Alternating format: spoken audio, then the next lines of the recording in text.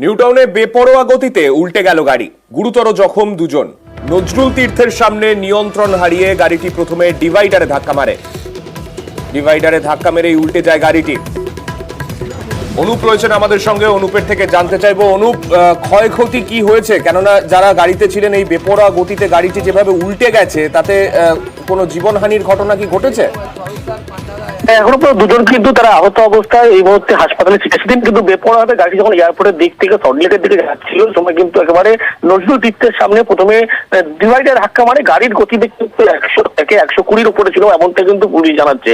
এবং যখনই একেবারে ডিভাইডার ধাক্কা মারে তারপরে সার্ভিস রোডে গাড়িটি গিয়ে একেবারে উল্টে পড়ে, দুজন আহত হয় সেখানে এবং গাড়ি চালক সহ পাশে একজন যাত্রী। ইতিমধ্যে দুজনকে হাসপাতালে এবং চিকিৎসার মধ্যে একজনের অবস্থা আশঙ্কাজনক। যদিও গাড়িটি বেপরোয়াভাবে আসছিল, মদ্যপ অবস্থায় চালক ছিল এমনটাও কিন্তু পুলিশ জানতে পারছে। অন্যদিকে পুলিশের পক্ষ থেকে গাড়িটিকে এই মুহূর্তে নিউটাউন থানার পুলিশ তারা কিন্তু আটক করেছে। ধন্যবাদ।